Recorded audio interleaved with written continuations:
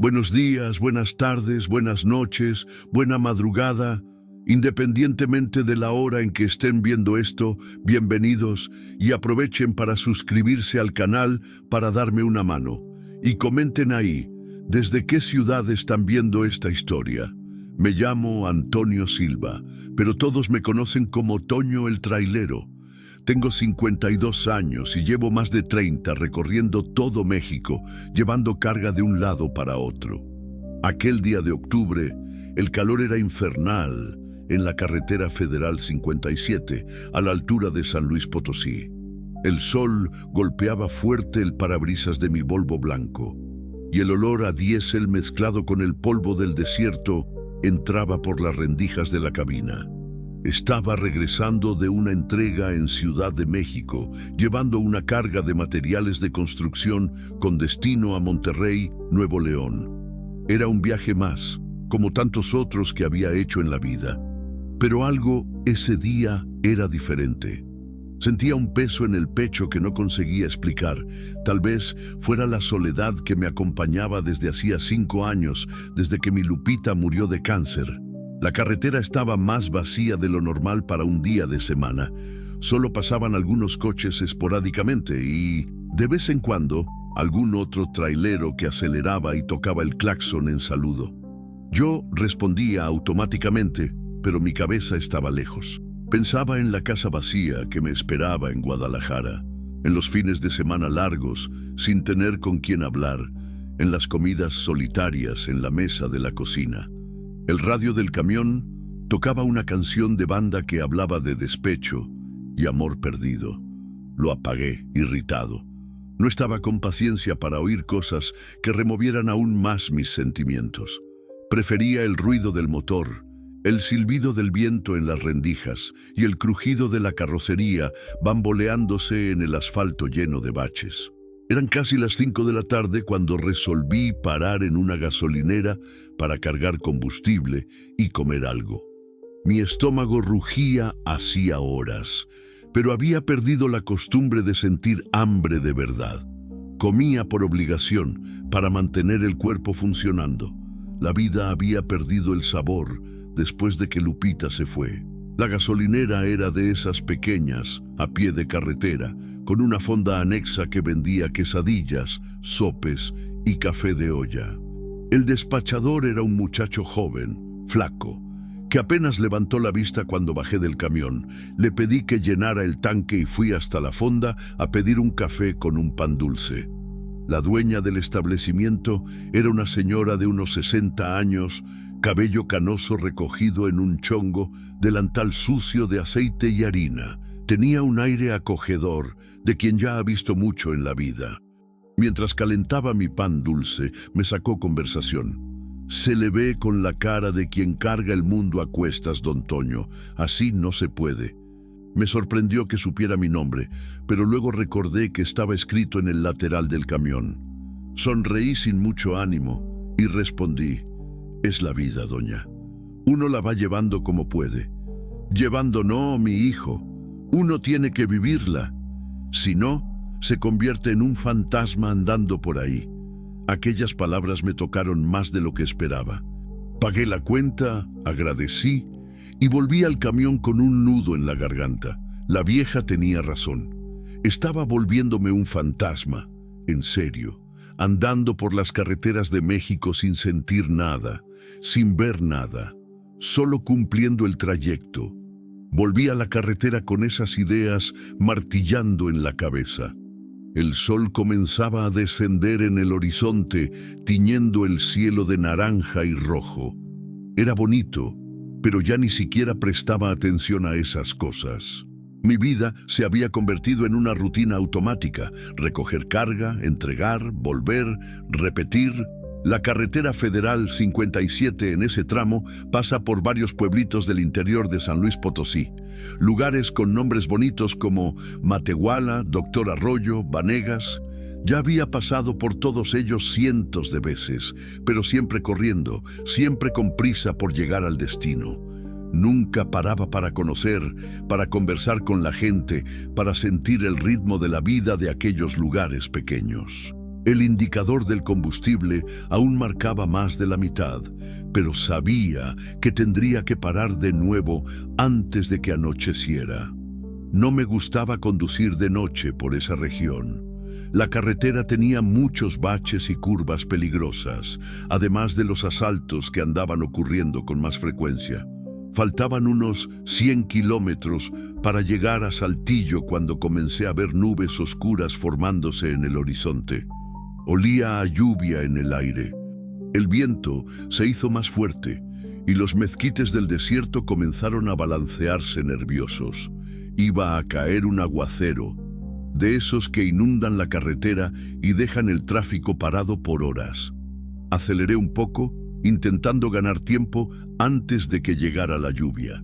El camión rugía subiendo las lomas de la carretera, la carga bamboleándose en la carrocería. Sentí una punzada de preocupación. Si la lluvia era muy fuerte, tendría que parar y esperar a que pasara. Y yo odiaba quedarme parado, solo con mis pensamientos. Fue cuando vi algo extraño al lado de la carretera, unos 500 metros más adelante. Parecía un coche parado en el arcén, medio torcido, como si se hubiera salido de la carretera rápidamente. Disminuí la velocidad y encendí la luz de emergencia. Podía ser algún conductor con problemas en el coche, necesitando ayuda. Conforme me aproximé, vi que era un Tsuru rojo, medio viejo, con la puerta del conductor abierta. No había nadie en el coche. Aquello me dejó con un presentimiento malo. Paré el camión unos 50 metros más adelante y bajé para ver si encontraba a alguien. El primer trueno resonó a lo lejos. La lluvia no tardaría. Y yo no tenía idea de que, en aquellos próximos minutos, mi vida iba a cambiar para siempre. El viento aumentó de intensidad mientras me acercaba al Tsuru rojo abandonado. Los mezquites del desierto se balanceaban violentamente y hojas secas volaban por la carretera. El olor a tierra mojada ya comenzaba a subir, incluso antes de que cayeran las primeras gotas. Mi corazón latía más fuerte de lo normal. En 30 años de carretera, yo ya había visto de todo: accidentes, asaltos, gente perdida, gente herida. Pero algo en aquella escena me dejaba con los nervios a flor de piel. Llegué cerca del coche y miré por dentro. Estaba vacío, pero había señales de lucha. El asiento del conductor estaba medio echado para atrás, la llave aún en el contacto, y en el suelo del lado del copiloto había una bolsa de mano abierta con el contenido esparcido: labial, cartera, algunos papeles, monedas. El celular no estaba a la vista. ¿Hay alguien ahí?, grité mirando a los lados. ¿Necesita ayuda? Solo el viento respondió, haciendo un ruido extraño entre las hojas de los árboles. Era como si la propia naturaleza estuviera intentando avisarme de algo. Sentí un escalofrío subir por la espalda, y no era por el viento frío que comenzaba a soplar. Resolví buscar alrededor. Del lado derecho de la carretera había una cerca de alambre de púas que delimitaba un rancho. Del lado izquierdo, donde el coche estaba parado, la vegetación era más densa, con algunos árboles más grandes y un pequeño declive que llevaba a un arroyo. Fue en esa dirección que comencé a caminar. Las primeras gotas de lluvia comenzaron a caer cuando oí un ruido extraño viniendo del arroyo. Era como un croar, pero diferente del que yo estaba acostumbrado a oír. Más grave, más amenazador. Aceleré el paso, empujando las ramas que estorbaban el camino. Lo que vi cuando llegué a la orilla del arroyo me hizo parar de respirar por algunos segundos. Había una mujer tirada en la orilla enlodada, inconsciente. Era joven, debía tener unos 25 años, cabello castaño largo esparcido en el lodo, vistiendo una blusa blanca que ahora estaba sucia de tierra y barro. Pero lo que más me chocó no fue su estado, fue lo que estaba alrededor. Sapos, decenas de ellos. Pero no eran sapos comunes, eran grandes, del tamaño de un puño cerrado, con la piel lisa y brillante, de un verde oscuro casi negro. Y los ojos, Dios mío, los ojos eran rojos como brasas. Nunca había visto nada igual en mi vida. Ellos estaban por todas partes, algunos sobre ella, otros haciendo una especie de círculo alrededor del cuerpo de ella. Uno de ellos, el mayor de todos, estaba bien encima del pecho de ella, y yo podía ver que salía de la boca de él una espuma blanquecina que escurría por la blusa de ella. Mi primer instinto fue correr, salir de allí lo más rápido posible. Aquello no era natural, no era normal, parecía cosa de película de terror. Pero cuando iba a dar media vuelta, la mujer gimió bajito, un sonido débil de dolor que llegó hasta mí incluso con el ruido del viento y de los sapos. Ella estaba viva. Miré alrededor buscando una rama, una piedra, cualquier cosa para alejar a aquellas criaturas. Encontré un pedazo de madera medio podrido, pero que servía. Me aproximé despacio, con el corazón latiendo como un tambor. ¡Fuera de ahí!, grité, golpeando el palo en el suelo. ¡Váyanse! Los sapos me miraron con aquellos ojos rojos espantosos, pero no se movieron. Era como si estuvieran protegiéndola a ella, o peor, como si estuvieran alimentándose. La idea me dio náuseas. Junté coraje y di un golpe fuerte cerca del sapo mayor, el que estaba sobre el pecho de la mujer. Él saltó y emitió un sonido que no era bien un croar, sino un silbido, como si fuera una serpiente. Los otros comenzaron a agitarse, saltando de un lado para otro, pero sin salir de cerca de ella. La lluvia aumentó de intensidad y la situación estaba volviéndose desesperadora. La mujer podía morir allí mismo si yo no hacía algo rápido. Respiré hondo. Murmuré una oración que mi madre me enseñó cuando yo era niño y partí al ataque. Comencé a golpear el palo en el agua, haciendo ruido, gritando. Los sapos finalmente comenzaron a dispersarse, saltando en dirección al arroyo. Algunos resistieron, principalmente el mayor, que quedó mirándome con una agresividad que nunca vi en animal ninguno. Pero después de que le di unos 3 golpes bien cerca de él también se fue, siempre mirándome con aquellos ojos rojos diabólicos. Cuando finalmente conseguí acercarme a la mujer, mi respiración estaba descontrolada. La lluvia caía fuerte ahora, mezclándose con el sudor en mi rostro. Me arrodillé en el lodo al lado de ella y comprobé si estaba respirando. El pecho subía y bajaba despacio, pero ella estaba viva. «Señorita, ¿me escucha?», hablé, tocando levemente su hombro. Ella abrió los ojos lentamente. Eran castaños, bonitos, pero llenos de terror. Me miró por algunos segundos, sin entender dónde estaba o quién era yo. Después intentó levantarse rápidamente y comenzó a temblar. «No, no, él va a encontrarme. Él dijo que...». Ella murmuraba entre lágrimas y temblores. «Calma, señorita. Usted está segura ahora. Mi nombre es Antonio. Soy trailero. La encontré aquí desmayada». «¿Qué pasó?». Ella me miró con los ojos desorbitados, aún en pánico, intentando procesar la situación.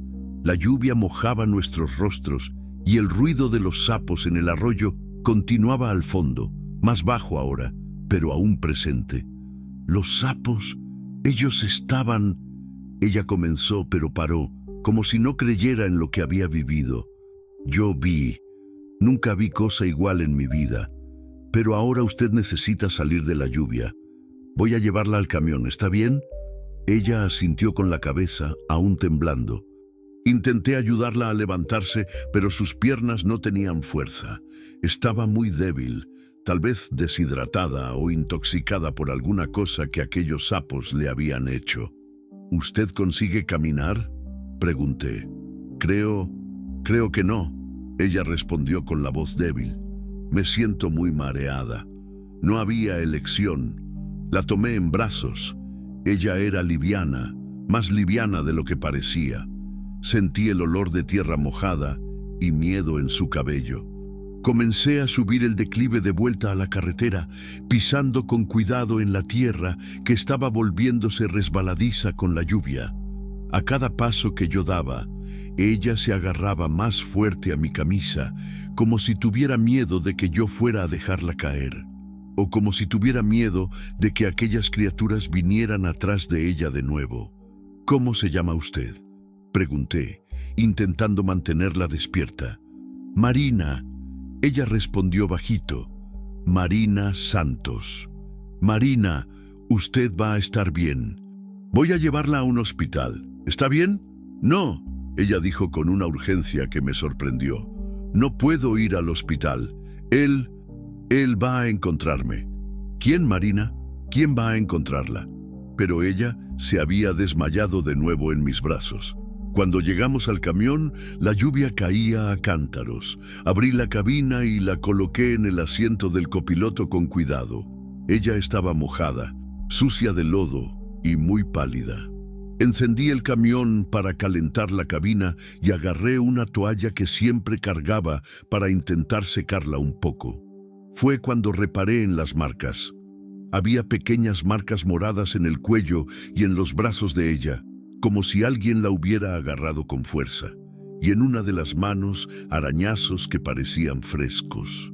Marina comenzó a volver en sí despacio. Abrió los ojos y me miró con gratitud, pero aún con mucho miedo. Gracias, ella susurró. Pensé que iba a morir allá. ¿Qué estaba haciendo usted en aquel lugar, Marina? ¿Y dónde está el dueño del coche rojo? El rostro de ella cambió completamente. Los ojos se llenaron de lágrimas y ella comenzó a temblar de nuevo. Era mío, ella dijo. El coche era mío. Yo estaba huyendo de él. ¿De él quién? Ella respiró hondo, como si necesitara juntar coraje para hablar. Del hombre que yo creía que amaba. Del hombre que casi me mata hoy. La lluvia golpeaba fuerte el techo de la cabina, creando un ruido constante que se mezclaba con el sonido del motor encendido. Ajusté el calentador y agarré una botella de agua que tenía en la hielera del camión. Marina aún temblaba, pero ya conseguía mantener la cabeza erguida. Le ofrecí el agua y ella bebió despacio, como si cada trago fuera una victoria. Marina, nosotros necesitamos salir de aquí. Hablé, mirando la carretera que comenzaba a inundarse. Esta lluvia está volviéndose peligrosa. Hay una gasolinera unos 15 kilómetros más adelante. Podemos esperar a que el aguacero pase allá. Ella asintió con la cabeza, pero vi el miedo volviendo a sus ojos. ¿Y si él está buscándome? ¿Y si él me encuentra? ¿Quién es él, Marina? Usted necesita contarme lo que está pasando. Ella quedó en silencio por algunos segundos, mirando por la ventana empañada. Las lágrimas volvieron a escurrir por su rostro, mezclándose con el agua de la lluvia que aún goteaba de su cabello. ¿Usted va a la iglesia, don Antonio? La pregunta me pilló desprevenido. Hacía tiempo que nadie me preguntaba eso. Iba. Mi esposa era muy católica. Nosotros íbamos todos los domingos a misa. Después que ella murió, medio que me alejé. Pues sí, ella dijo con una sonrisa amarga. Yo siempre fui evangélica, desde niña. Mi madre me llevaba a la Asamblea de Dios toda semana. Yo crecí creyendo que Dios tenía un plan perfecto para mi vida, ¿sabe? Que si yo oraba bastante, si yo fuera una buena cristiana, Él iba a darme un marido temeroso de Dios, una familia bendecida. Encendí el camión y salí despacio del arcén. La lluvia estaba tan fuerte que mal se veía la carretera. Encendí el intermitente y disminuí la velocidad. Marina continuó hablando, como si necesitara sacarlo todo fuera. Conocí a Rafael en la iglesia. Él había llegado hacía poco tiempo a la congregación. Era guapo, educado, sabía todos los versículos de memoria. Levantaba las manos en las alabanzas, hablaba en lenguas. Siempre estaba dispuesto a ayudar en los trabajos de la iglesia. Ella paró para beber otro sorbo de agua. Las manos aún temblaban. Empezó a sacarme plática después de los cultos. Elogiaba mi ropa. Decía que admiraba mi dedicación, que yo tenía una luz especial. Yo quedé encantada, ¿sabe? Nunca había tenido novio. A los 24 años yo aún era virgen, y él parecía ser exactamente lo que yo le había pedido tanto a Dios. La carretera estaba poniéndose cada vez más peligrosa. Había charcos enormes formándose, y yo sentía el camión patinando de vez en cuando. Pero Marina necesitaba hablar, y yo necesitaba oír. Empezamos a platicar por WhatsApp. Él mandaba versículos bíblicos todos los días por la mañana. Hablaba sobre los planes de Dios para nosotros dos. Orábamos juntos por teléfono. Por 3 meses fue así. Yo creía que había encontrado al hombre que Dios había separado para mí. ¿Y cuándo empezaron a ser novios? En el 4.º mes. Él me llamó para una conversación seria después del culto del miércoles. Dijo que había orado mucho y que Dios había confirmado en su corazón que nosotros dos éramos el uno para el otro. Me pidió que fuera su novia en frente del pastor y de toda la dirigencia de la iglesia. Marina comenzó a llorar más fuerte. Paré el camión en el arcén. La lluvia había empeorado tanto que no se podía seguir conduciendo. Apagué el motor y me giré hacia ella. No necesitas continuar si es demasiado doloroso. No, necesito hacerlo. Necesito hablar. Nunca he conseguido contarle la historia entera a nadie. Ella secó las lágrimas con el dorso de la mano y respiró hondo. Al principio todo parecía perfecto. Él era gentil, respetuoso, no intentaba nada más allá de besos y abrazos. Decía que quería preservarme para el matrimonio. Hablaba de compromiso, de casa propia, de hijos. Yo estaba en las nubes. ¿Y cuando las cosas empezaron a cambiar? En el 2.º mes de noviazgo. Primero fue el olor. Un día él llegó a mi casa oliendo a alcohol. Cuando le pregunté, él dijo que había tomado un remedio para el dolor de cabeza que tenía alcohol en su composición. Yo le creí.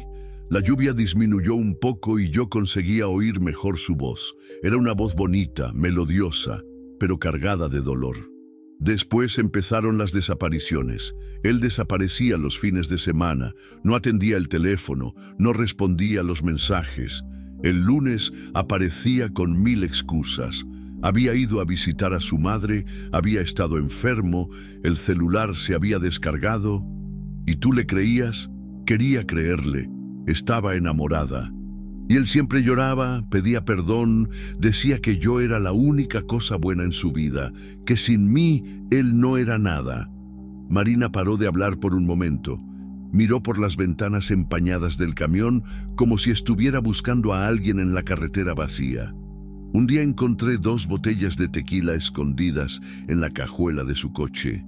Lo encaré. Primero lo negó, después lloró como niño. Dijo que estaba luchando contra la bebida hacía años, que había recaído, pero que estaba buscando tratamiento, que yo era su última esperanza de cura. ¿Y te quedaste con él? Me quedé. Pensé que era la voluntad de Dios, que yo había sido puesta en su vida para ayudarlo, ¿sabe? Oré por él con más fuerza aún. Ayuné. Le pedí a toda la iglesia que orara. Creía que si yo tenía fe suficiente, Dios lo iba a curar. Su voz comenzó a fallar.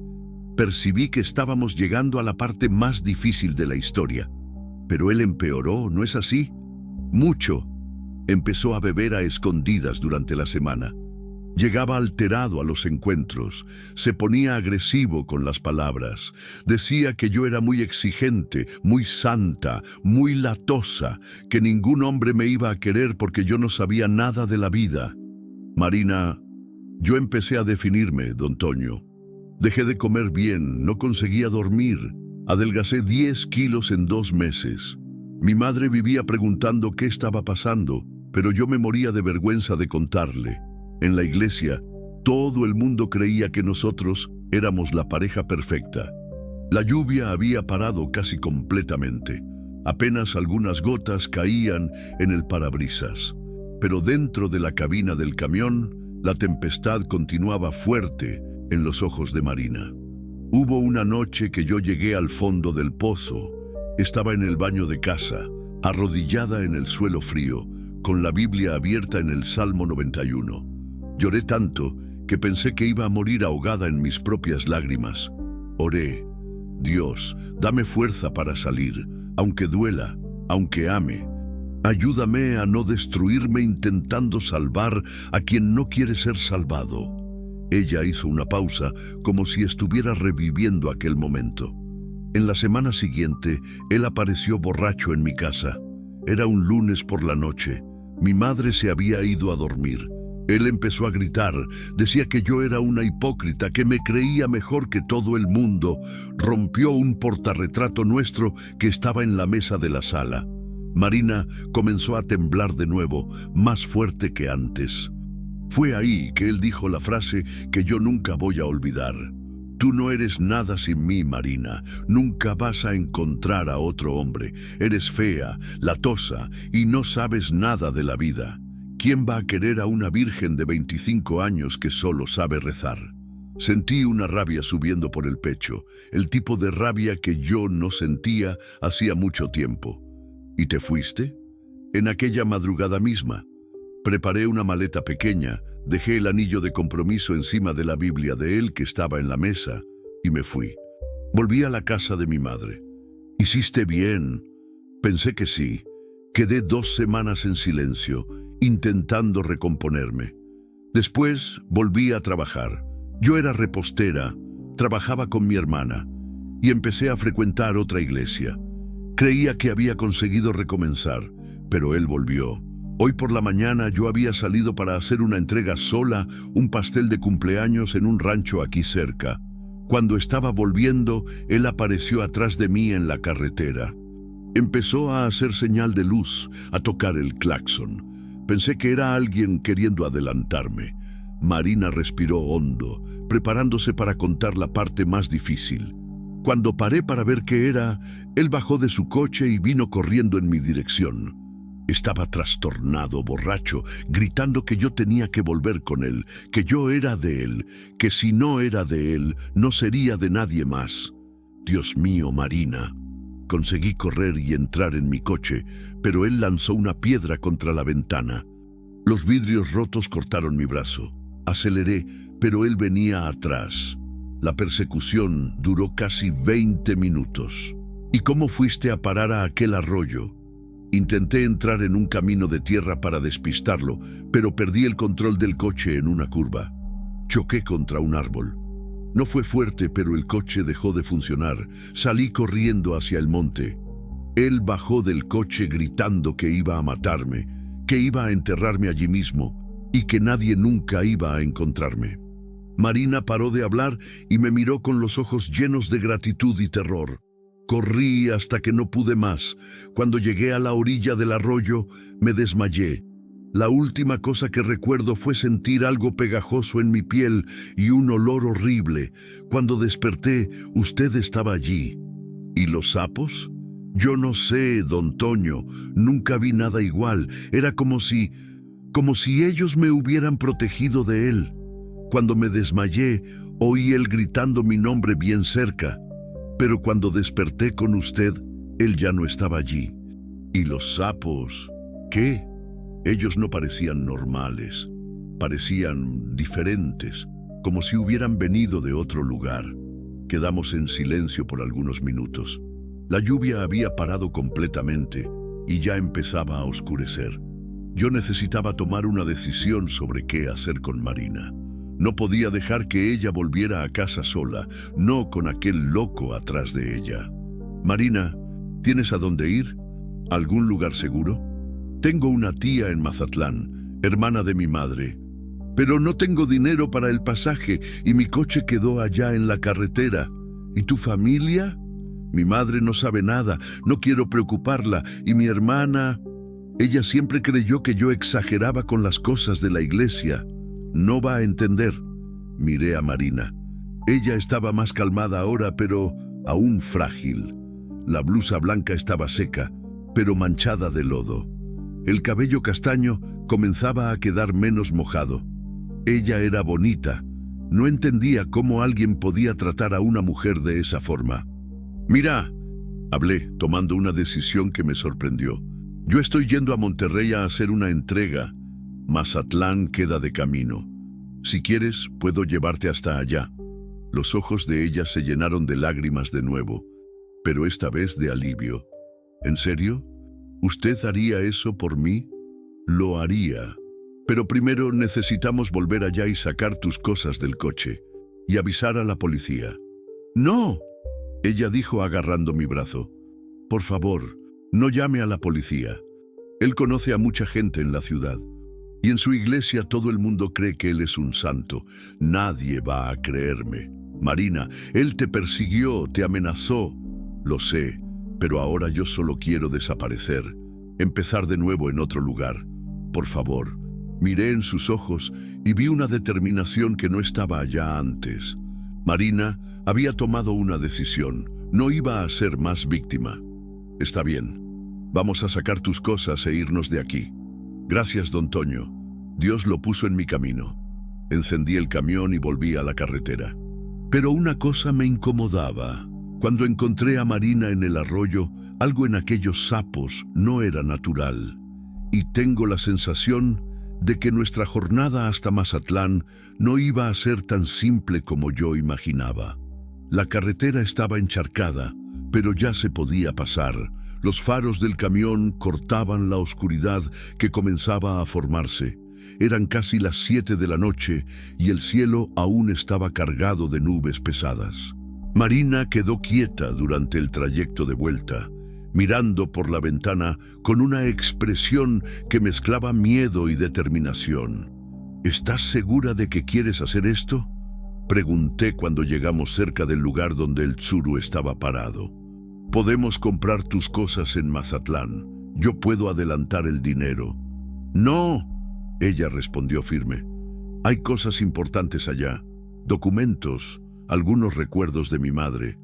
Y necesito mi celular para avisarle a mi tía que estoy yendo. Paré el camión a unos 100 metros del coche de ella. A la distancia, el Tsuru rojo parecía un fantasma abandonado al lado de la carretera. Agarré una linterna del compartimento de herramientas y chequé si tenía batería. «Quédate aquí en el camión», hablé. «Voy a ir a sacar tus cosas». «No», ella dijo, agarrando mi brazo con fuerza. «No me dejes sola. Si él vuelve». La miré y vi el terror volviendo a sus ojos. Marina estaba realmente asustada, un miedo profundo que iba más allá de lo que ella me había contado. Había algo más en toda esa historia. «Está bien, pero tú te quedas a mi lado todo el tiempo. Y si yo te mando correr, tú corres. ¿Entendido?». Ella asintió. Bajamos del camión juntos. El aire estaba pesado, cargado de la humedad de la lluvia que había pasado. El olor a tierra mojada se mezclaba con algo más, algo que yo no conseguía identificar. Era como si el propio aire estuviera diferente allí. Llegamos al Tsuru y yo iluminé el interior con la linterna. Todo estaba como yo lo había dejado antes. La bolsa de Marina esparcida en el suelo, algunos papeles mojados, la llave aún en el contacto. «Saca tus cosas rápido», hablé, manteniendo la linterna encendida mientras ella juntaba sus pertenencias. Fue cuando oí el ruido. Era un croar, pero no venía del arroyo. Venía de atrás de nosotros, de la dirección de la carretera. Me giré despacio y casi dejé caer la linterna. Había decenas de aquellos sapos extraños esparcidos por el asfalto, unos 50 metros más adelante. Ellos estaban parados, como si estuvieran esperándonos. «Marina», llamé bajito. «Necesitamos irnos de aquí, ahora». «¿Qué pasó?», ella preguntó, aún revolviendo en la bolsa. «Mira hacia la carretera».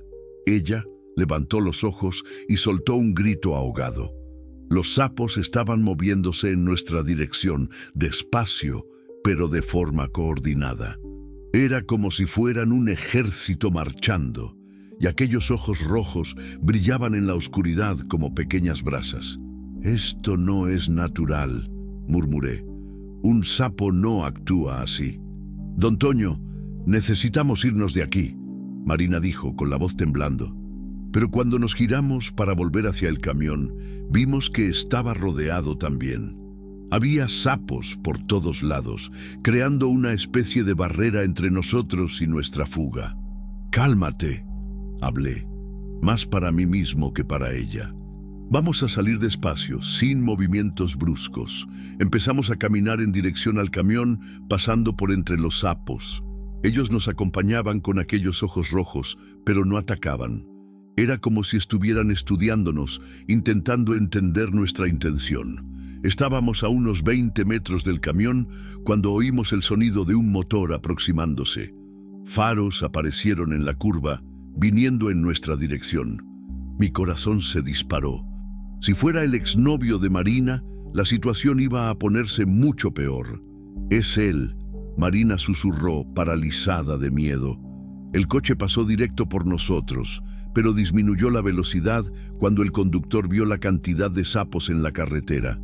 Era un sedán plateado, con un hombre solo dentro. No era el tipo del que Marina estaba huyendo, pero aún así se encendió la alerta en mi pecho. El hombre paró el coche y bajó. Era delgado, de unos 40 años, usando una camisa de vestir y pantalón de mezclilla. Tenía un aire extraño, medio nervioso.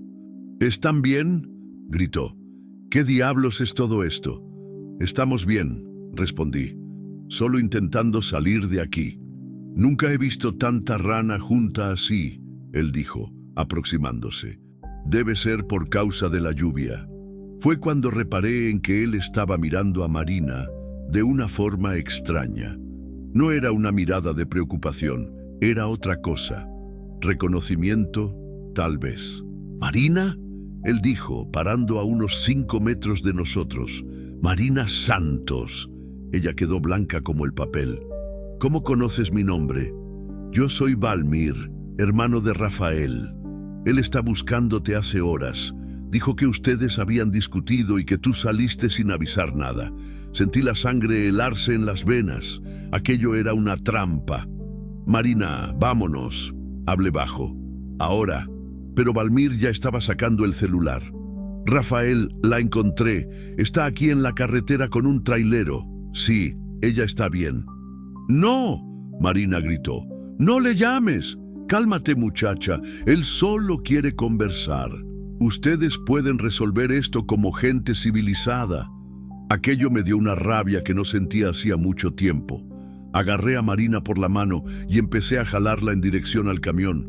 «Nos vamos», hablé alto para Valmir, «y usted no va a impedirlo».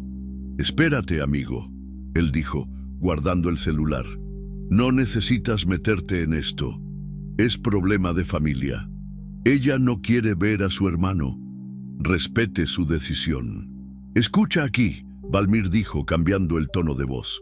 «Tú no conoces la situación. Esta de aquí está medio desequilibrada, hace un escándalo por cualquier cosa. Rafael es un tipo de bien, trabajador, evangélico.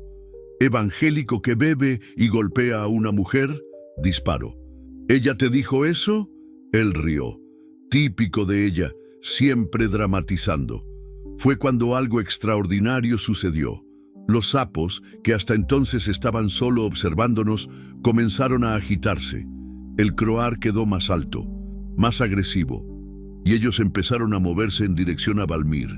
«¿Qué chingados es esto?», dijo, dando pasos para atrás. En cuestión de segundos, había decenas de sapos alrededor de sus pies, y diferente de lo que había sucedido conmigo en el arroyo, ellos no estaban solo observando, estaban atacando. Valmir comenzó a gritar cuando los sapos comenzaron a subir por sus piernas. Intentó patearlos, pero para cada uno que él quitaba, aparecían 2. Y yo podía ver que ellos estaban liberando aquella espuma blanca, la misma que vi en el pecho de Marina. «¡Ayúdame!», gritó. «¡Quita estos bichos de mí!». Por un momento pensé en ayudarlo, pero Marina sujetó mi brazo. «Déjalo», dijo, con una calma que me asustó. «Ellos saben lo que están haciendo. Marina, el hombre puede morir. Él no va a morir, pero tal vez aprenda a no meterse donde no lo llaman». Valmir consiguió llegar hasta su coche, aún cubierto de sapos. Entró rápidamente y encendió el motor. A través del parabrisas vi que él estaba en pánico. intentando quitar los sapos que habían entrado en el coche con él. Salió disparado, haciendo una curva peligrosa y desapareciendo en la oscuridad de la carretera. Así que él se fue, los sapos volvieron al comportamiento anterior, calmos, observadores, pero no agresivos con nosotros. ¿Cómo ellos sabían?, pregunté a Marina. ¿Sabían qué? Que él era peligroso, que estaba allí para perjudicarte. Marina me miró con una expresión extraña, como si ella misma no entendiera completamente lo que estaba sucediendo. No sé, don Toño, pero desde que desperté en aquel arroyo, siento que alguna cosa cambió, como si ellos me hubieran marcado de alguna forma. Llegamos al camión y entramos rápidamente. Encendí el motor y comencé a salir de allí lo más rápido posible. Pero antes de acelerar, miré por el retrovisor. Los sapos aún estaban allí, pero ahora ellos parecían estar despidiéndose. Era una imagen que yo nunca voy a olvidar. Marina, ¿tú estás segura de que no recuerdas nada del tiempo que quedaste desmayada en el arroyo? Tengo algunas imágenes confusas, como si fueran sueños. Recuerdo de voces, susurros, como si alguien estuviera explicándome alguna cosa, pero no consigo entender qué era. ¿Qué tipo de explicación?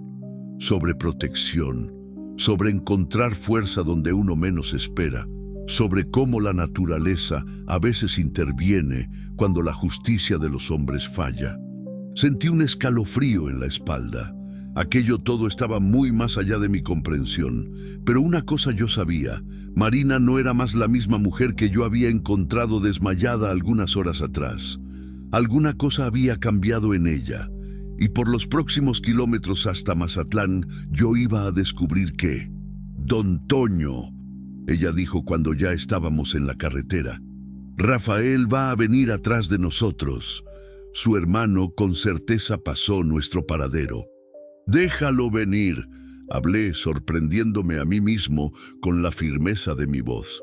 «Nosotros vamos a estar lejos de aquí cuando él llegue. ¿Y si él nos alcanza en la carretera?» Miré a ella por el retrovisor interno. Había algo diferente en la mirada de Marina, una fuerza que no estaba allí antes, como si ella hubiera adquirido una confianza nueva, una protección que iba más allá de lo que yo podía entender. «No va a alcanzarnos», respondí. «Tengo certeza de eso». Y de alguna forma misteriosa, yo realmente creía en eso. Pero lo que yo no sabía era que nuestra jornada hasta Mazatlán sería mucho más peligrosa que cualquier persecución que Rafael pudiera hacer, porque las criaturas que habían protegido a Marina en el arroyo tenían planes para nosotros, y esos planes iban a cambiar nuestras vidas para siempre. Ya eran casi las 8 de la noche cuando tomé la carretera federal 15 en dirección al norte. El tráfico estaba ligero, solo algunos coches y camiones esparcidos cortando la oscuridad de la carretera. Marina quedó quieta por los primeros kilómetros, mirando por la ventana como si estuviera procesando todo lo que había sucedido. La cabina estaba calentada y el ronquido constante del motor creaba una atmósfera casi hipnótica.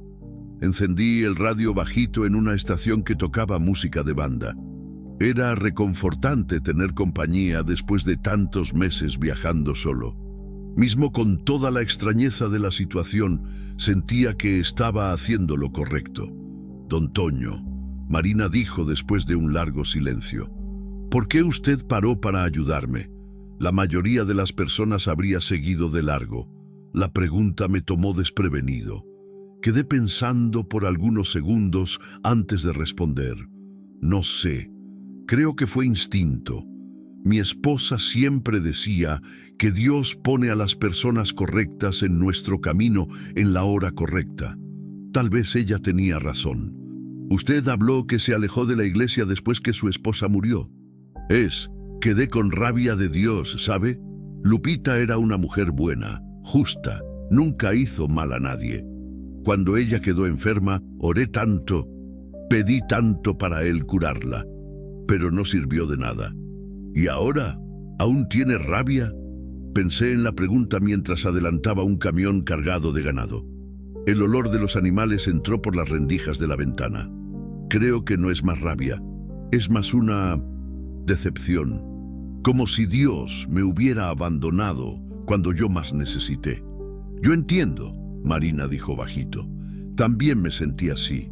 Cuando descubrí que Rafael bebía, pensé que tal vez yo no tuviera fe suficiente, que si yo orara más, ayunara más, él iba a ser curado. ¿Y qué piensas ahora? ¿Que Dios no es responsable por las elecciones malas que las personas hacen? Rafael escogió beber, escogió mentir, escogió lastimarme. Dios me dio libre albedrío para salir de esa situación. Y me dio a usted para ayudarme. Sus palabras me tocaron más de lo que yo esperaba. Hacía tiempo que nadie hablaba de Dios de una forma que hacía sentido para mí. Marina, ¿puedo preguntarte una cosa? ¡Claro! Cuando tú estabas desmayada en el arroyo, ¿tú tienes certeza de que no recuerdas de nada? Ella quedó quieta por un tiempo, como si estuviera intentando acceder a memorias enterradas. Recuerdo de voces. No eran voces humanas, pero tampoco eran de animales. Era como si fueran susurros de la propia tierra. Me decían que yo estaba segura, que ellos iban a protegerme hasta que llegara alguien de confianza. Ellos, los sapos, yo creo, pero también algo mayor, como si toda la naturaleza alrededor tuviera conciencia propia. Sentí un escalofrío subiendo por la espalda. Aquello estaba muy más allá de mi comprensión, pero no conseguía negar lo que había visto con mis propios ojos. ¿Y tú no crees eso extraño? Creo, pero también creo extraño cómo ellos sabían que Valmir era peligroso, cómo ellos te protegieron también, mismo sin conocerte. Es como si ellos consiguieran leer las intenciones de las personas. Rodamos unos 20 kilómetros más en silencio. Yo estaba absorto en pensamientos cuando vi algo en el retrovisor que me hizo tragar seco. Faros aproximándose rápidamente por atrás, mucho más rápido que lo normal para aquella carretera. Marina, hablé, intentando mantener la calma. Hay un coche viniendo atrás de nosotros, muy rápido. Ella se giró y miró por el vidrio trasero. Mismo en la oscuridad, se podía ver que era un coche pequeño, probablemente un Jetta. «Es él», ella dijo con la voz temblando. «Es el coche de Rafael». Mi corazón se disparó. Miré el velocímetro, estaba haciendo 80. El coche atrás debía estar a más de 100, ganando distancia rápidamente. Él debe haber salido atrás de nosotros luego después que su hermano llamó. Hablé, acelerando el camión. ¿Cuánto tiempo hace que ustedes terminaron? 3 semanas, pero él no acepta. Ya apareció en mi casa 2 veces. Mi madre tuvo que amenazar con llamar a la policía. El coche estaba quedando cada vez más próximo. Podía ver los faros altos en el retrovisor, ofuscando mi visión. Aceleré más, pero un camión cargado no compite con un coche pequeño en una carretera recta. Don Toño, él es capaz de cualquier cosa cuando está borracho. Y por la forma en que el hermano habló en el teléfono, él estaba alterado. Nosotros vamos a salir de esta. Hablé, más para convencerme a mí mismo que para tranquilizarla. Fue cuando Rafael comenzó a parpadear los faros y tocar el claxon. Después vino pegado en la trasera del camión, intentando forzarme a parar. Podía sentir a Marina temblando en el asiento del pasajero. Él quiere que yo pare, hablé. No voy a parar. No pares, por el amor de Dios. Si él me agarra... Ella no terminó la frase, pero yo entendí. La desesperación en su voz me decía todo. Rafael comenzó a intentar adelantar por la izquierda. La carretera tenía 2 carriles en cada sentido en aquel trecho, pero había algunos coches viniendo en la dirección contraria. Él aceleró. Quedó al lado de mi cabina por algunos segundos y vi cuando bajó el vidrio. «¡Para esta chingadera ahí!», gritó. «Marina, vuelve aquí». Podía ver su rostro iluminado por el panel del coche. Estaba trastornado, con los ojos inyectados. Definitivamente estaba borracho. «No lo mires», hablé para Marina. «Quédate agachada». pero ella estaba paralizada de miedo, mirándolo como quien ve una pesadilla ganando vida. Rafael volvió para atrás del camión cuando vio un coche viniendo en el carril contrario. Después intentó adelantar por la derecha usando el arcén. La situación estaba quedando peligrosa para todos los involucrados. Fue cuando sucedió algo que yo nunca voy a olvidar. De repente, comenzaron a aparecer sapos en la pista. Primero eran algunos, esparcidos aquí y allí. Después, decenas. En pocos minutos, había centenas de ellos cubriendo el asfalto. Era como si hubieran salido de la nada, materializándose en la oscuridad. «Dios mío», Marina murmuró. «Ellos vinieron». Disminuí la velocidad instintivamente.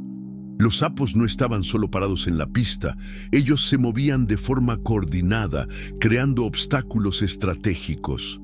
Y lo más impresionante, ellos se alejaban de enfrente de mi camión, abriendo camino para mí pasar, pero se concentraban donde el coche de Rafael intentaba avanzar. Vi por el retrovisor cuando él perdió el control. Su coche derrapó cuando intentó desviar de un grupo de sapos, chocó en el guardarraíl y paró en el arcén. No fue un accidente grave, pero fue suficiente para darnos una ventaja. «Ellos nos salvaron», Marina dijo, sin creer en lo que estaba viendo. «¿Cómo ellos sabían dónde nosotros estábamos?», pregunté, aún intentando procesar lo que había sucedido. «No sé, pero siento que ellos están conectados conmigo de alguna forma desde que desperté en el arroyo». Aceleré nuevamente, aprovechando la ventaja. En el retrovisor vi a Rafael saliendo del coche, aparentemente ileso, pero probablemente furioso. Iba a tardar un tiempo para él conseguir sacar el coche de allá y volver a perseguirnos. Rodamos unos 15 kilómetros más antes de que yo consiguiera relajarme un poco. Marina aún temblaba, pero parecía más calma. «Marina, necesito preguntarte una cosa y quiero que tú seas sincera conmigo». «Puedes preguntar». «¿Tú crees que esos sapos son normales?» Ella rió, pero no era una risa alegre. Era la risa de quien perdió las referencias de lo que es normal y de lo que no es. ¿Normal? Don Toño, un sapo no sale de la nada para proteger personas. Un sapo no tiene ojo rojo. Un sapo no actúa en grupo como si fuera un ejército. Nada de eso es normal. Entonces, ¿qué crees que son? Creo que son guardianes, espíritus de la naturaleza, tal vez, o mensajeros. No sé. Solo sé que desde que desperté en aquel arroyo, siento que tengo una misión. ¿Qué misión? Aún no lo sé. Pero siento que nuestra ida para Mazatlán no es solo para alejarme de Rafael, es para alguna cosa mayor. Paré en una gasolinera en Culiacán para abastecer y para que Marina usara el baño. Eran casi las 10 de la noche y el movimiento estaba ligero. Solo algunos traileros haciendo lo mismo que nosotros. Una parada técnica en la jornada. Mientras el empleado llenaba el tanque, reparé que Marina estaba diferente. Caminaba con más confianza, mantenía la cabeza erguida. Era como si ella hubiera encontrado una fuerza interior que no tenía antes. «¿Cómo te sientes?», pregunté cuando ella volvió del baño. «Extrañamente bien. Por primera vez en meses no siento miedo. Es como si supiera que estoy protegida. Protegida por los sapos y por usted, y tal vez por algo mayor que yo aún no entiendo completamente». Volvimos para la carretera. Faltaban aún unas 3 horas hasta Mazatlán, pero yo estaba dispuesto a rodar la noche toda si fuera necesario. Marina merecía llegar en seguridad a la casa de su tía. «Don Toño», ella dijo cuando ya estábamos de vuelta en la pista, «¿puedo contarte una cosa que nunca le conté a nadie?» «Puedes. Cuando yo era niña, mi abuela siempre decía que yo tenía un don especial, que conseguía comunicarme con los animales de una forma diferente. Mi madre creía tonterías, cosa de vieja supersticiosa, pero la abuela Benedita insistía en que yo era especial. ¿Y tú creías? En la época no, pero ahora no sé. Tal vez ella tenía razón. Tal vez yo siempre tuve esa conexión y nunca supe cómo usarla. Y ahora sabes, estoy aprendiendo. Y usted me está ayudando en eso también. ¿Yo? ¿Cómo? Siendo corajudo lo suficiente para ayudarme, dándome seguridad para descubrir quién yo realmente soy, además de aquella niña asustada que Rafael casi destruyó. Miré a Marina por el retrovisor interno. Ella estaba mirando por la ventana, observando el paisaje nocturno del desierto. Había una serenidad en su rostro que no estaba allí algunas horas atrás. Marina, ¿tú tienes miedo de lo que puede suceder cuando nosotros lleguemos en Mazatlán? No, ella respondió sin vacilar. Por primera vez en la vida no tengo miedo del futuro. Siento que estoy siguiendo el camino correcto. Era casi medianoche cuando vi las luces de Mazatlán en el horizonte. La capital de Sinaloa se extendía como un mar de puntos luminosos en la oscuridad del desierto. Era bonito, pero también me dejaba un poco triste. Significaba que mi jornada con Marina estaba llegando al fin. Pero yo estaba engañado. Nuestra jornada juntos estaba apenas comenzando, y lo que nos esperaba en Mazatlán iba a cambiar nuestras vidas de una forma que yo jamás podría imaginar. Capítulo 6. Señales en la capital. Entramos en Mazatlán por la avenida Miguel Alemán, la principal de la ciudad. Mismo siendo madrugada, aún había movimiento. Algunos bares y restaurantes funcionaban y jóvenes caminaban por las aceras aprovechando el clima ameno de la noche sinaloense. Marina quedó impresionada con el tamaño de la ciudad. «Es mayor de lo que yo pensaba», ella dijo, mirando por la ventana. «Mazatlán creció mucho en los últimos años. Tiene casi 500,000 de habitantes ahora. Mi tía vive en la colonia Juárez, cerca del malecón. ¿Usted conoce?» «Conozco, sí. Es una región buena, tranquila». Mientras conducía por las calles bien iluminadas, sentía una extraña nostalgia. Hacía tiempo que no rodaba en una ciudad grande de noche con alguien del lado. Me recordaba de las veces que llevaba a Lupita para pasear en Guadalajara en los primeros años de casados. «Don Toño», Marina dijo interrumpiendo mis pensamientos, «hay algo extraño». «¿Qué?» «Mira para los postes y para las alcantarillas de la calle». Miré alrededor y sentí un escalofrío. Había sapos por todas partes. No solo algunos, sino centenares de ellos. En los postes, en las aceras, cerca de las alcantarillas, debajo de los coches estacionados. Y todos tenían aquellos ojos rojos característicos que ya conocíamos también. «Esto no es normal», murmuré. «Una ciudad no tiene esa cantidad de sapos así». «Ellos vinieron por mi causa», Marina dijo con una certeza que me asustó. «Me están siguiendo». «¿Cómo sabes eso?» «Lo siento. Es como si hubiera una conexión. Ellos me están protegiendo, pero también me guiando para alguna cosa». Paré en un semáforo en rojo y observé mejor. Los sapos no estaban solo esparcidos aleatoriamente. Ellos formaban una especie de rastro, apuntando en una dirección específica, y esa dirección no era para donde la tía de Marina vivía. «Marina, ellos están apuntando para el lado contrario de la casa de tu tía». «Lo sé. Ellos quieren que yo vaya a otro lugar primero». «¿Qué lugar?»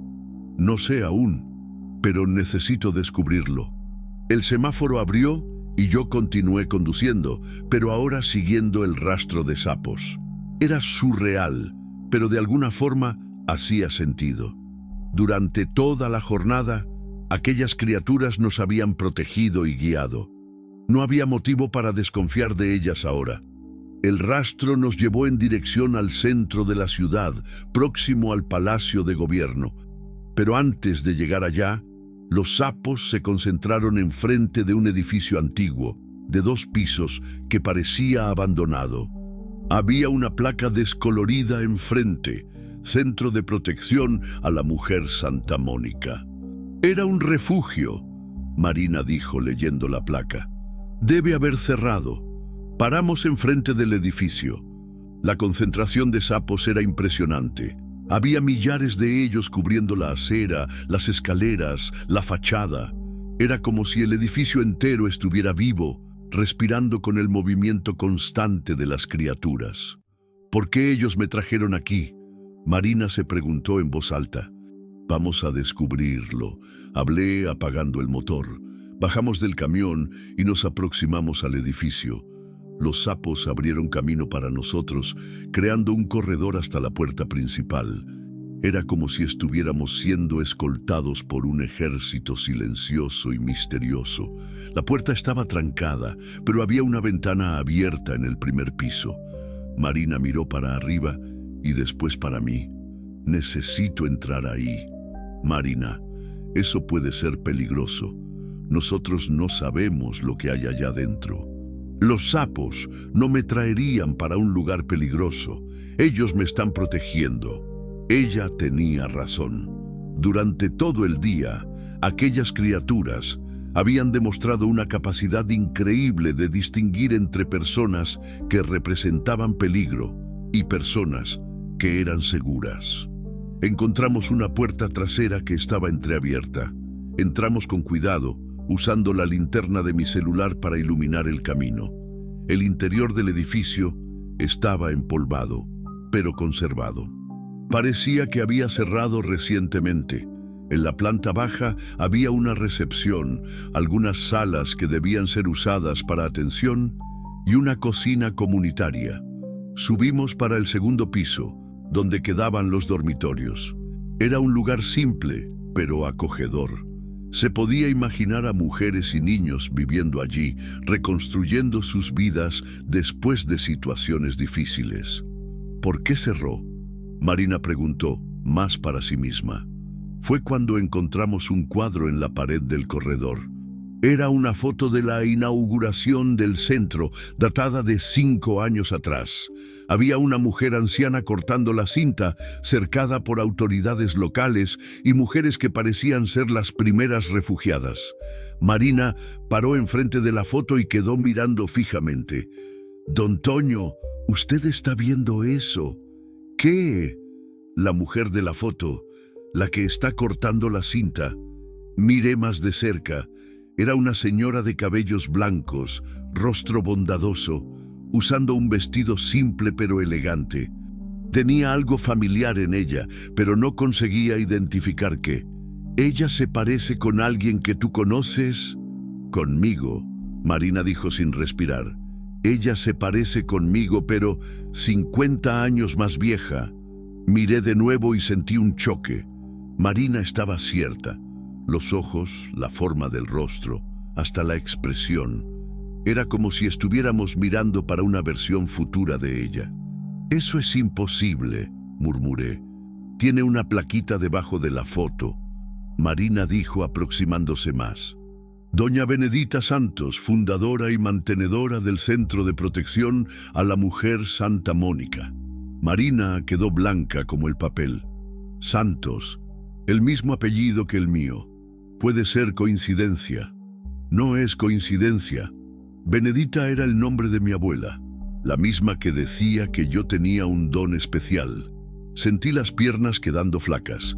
Aquello estaba yendo más allá de cualquier explicación racional. «Marina, tu abuela murió hace ¿cuánto tiempo?» 10 años, pero...» Ella paró como si una memoria estuviera volviendo. Ella siempre hablaba de una hermana que había venido para el norte cuando era joven. Una hermana que ella perdió contacto. Decía que ella era igual a mí, que también tenía el don. ¿Tú crees que esa doña Benedita era tu tía abuela? Tengo certeza. Y los sapos me trajeron aquí para descubrir eso. Continuamos explorando el edificio. En el último cuarto del corredor encontramos una oficina que parecía haber sido de la administración.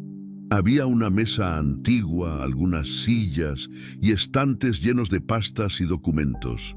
Marina fue directo a una de las gavetas de la mesa. Estaba trancada, pero ella pasó la mano por encima de la cerradura y, inexplicablemente, la gaveta se abrió con un clic suave. ¿Cómo hiciste eso? No sé, fue instinto. Dentro de la gaveta había un diario encuadernado en cuero marrón. Marina lo pegó con las manos temblando. En la capa estaba escrito: para Marina, mi sobrina nieta querida, cuando los guardianes la traigan hasta aquí.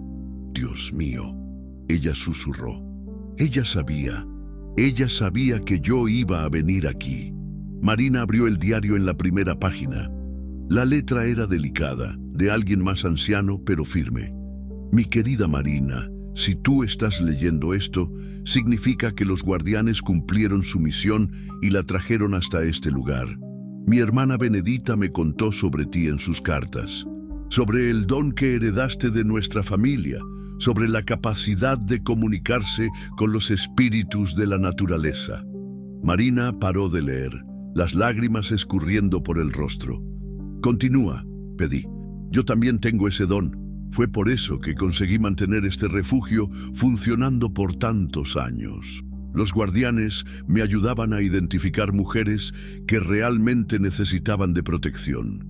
Ellos sabían cuáles hombres eran peligrosos, cuáles situaciones eran reales o falsas. Nunca erraron. Los guardianes, murmuré. Ella está hablando de los sapos. Marina continuó leyendo. Pero estoy quedando vieja y mi tiempo está acabando. El don necesita pasar para la próxima generación. Para ti, Marina. Los guardianes la trajeron hasta aquí porque es tu misión ahora. Reabrir este refugio, usar tu don para ayudar mujeres como tú fuiste ayudada hoy. Ella paró de leer y miró para mí. Ella murió sabiendo que yo iba a pasar por todo eso.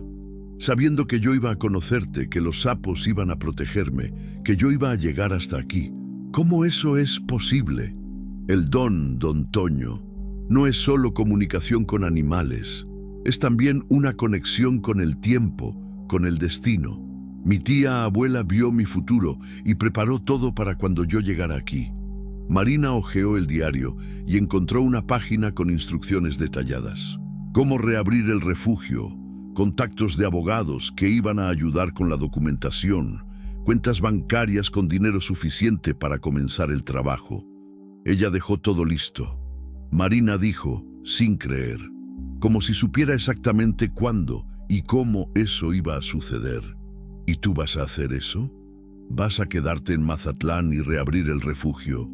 Marina quedó en silencio por algunos minutos, mirando alrededor de la oficina, después para las ventanas, donde podía ver los sapos aún concentrados en la calle. Voy. Es para eso que yo nací. No fue coincidencia yo haber pasado por lo que pasé con Rafael. Fue preparación. Ahora yo sé cómo es el dolor, la humillación, el miedo. Voy a poder ayudar a otras mujeres de verdad, porque ya estuve donde ellas están. ¿Y los sapos? Ellos van a ayudarme, como ayudaron a mi tía abuela. Van a avisarme cuando alguien está mintiendo, cuando alguien es peligroso, cuando una mujer realmente necesita de protección. Sentí una mezcla de orgullo y tristeza. Orgullo por ver a Marina descubriendo su propósito, su fuerza. Tristeza porque sabía que nuestra jornada juntos estaba llegando al fin. Don Toño, ella dijo, como si leyera mis pensamientos. Usted puede irse si quiere. Ya hizo más por mí de lo que yo podría pedir. ¿Pero qué? Tiene una cosa escrita aquí en el final del diario que creo que usted necesita oír. Ella viró para la última página y comenzó a leer. El hombre que traiga a Marina hasta aquí no llegó hasta ella por acaso. Él también está perdido, también necesita de cura. Su misión es ayudar a Marina a comenzar este trabajo y en el proceso encontrar el sentido que perdió cuando su esposa murió. Él no sabe, pero también tiene un don, el don de reconocer almas heridas y tener coraje de ayudar. Marina, ofrécele a él la oportunidad de quedarse y descubrir quién él realmente es. Quedé sin palabras. ¿Cómo aquella mujer, muerta hace más de un año, sabía sobre mi vida? ¿Sobre Lupita? ¿Sobre mi búsqueda por sentido? Marina, eso no hace sentido. Hace sí. Usted me salvó hoy, pero en el fondo, usted sabía que yo también iba a salvarte. Por eso paró para ayudarme. Su corazón reconoció que nosotros dos necesitábamos el uno del otro. Miré a Marina. Ella no era más la mujer asustada y perdida que yo había encontrado en el arroyo algunas horas atrás. Era una mujer fuerte, determinada, que había descubierto su propósito, y de alguna forma misteriosa ella estaba cierta. Yo también necesitaba de cura. ¿Tú estás pidiéndome para quedarme en Mazatlán y ayudarte a reabrir el refugio? Estoy pidiéndote para que encuentres lo que estabas buscando en las carreteras de México. Paz, sentido, una razón para despertar por la mañana. Usted puede continuar trabajando como trailero, pero teniendo un lugar para volver, una familia para cuidar. ¿Familia? Las mujeres que vamos a refugiar, los hijos de ellas. Usted puede ser el padre, el abuelo, el tío que muchas de ellas nunca tuvieron. Puede ser la protección que ellas van a necesitar. Miré por la ventana. Los sapos aún estaban allí, pero ahora parecían más calmos, como si supieran que su misión estaba cumplida. En el horizonte, las primeras luces del amanecer comenzaban a aparecer. «Don Toño», Marina dijo, pegando mi mano, «usted salvó mi vida hoy. Deja que yo intente salvar la tuya también». Eran casi las 6 de la mañana cuando salimos del edificio. Los sapos habían desaparecido como si nunca hubieran existido. Las calles de Mazatlán volvieron a la normalidad, con el movimiento matinal de la ciudad despertando para un día más. Pero para mí y para Marina no era más un día cualquiera. Era el primer día de nuestras nuevas vidas. 3 meses después de aquel día que cambió todo, yo estaba parado en el balcón del Centro de Protección a la Mujer Santa Mónica, observando a Marina coordinar la llegada de una familia más. Era una mujer joven, de unos 20 y tantos años, con 2 hijos pequeños. Ella tenía la misma mirada de terror que Marina tenía cuando la encontré en aquel arroyo. Pero también había algo más, una centella de esperanza.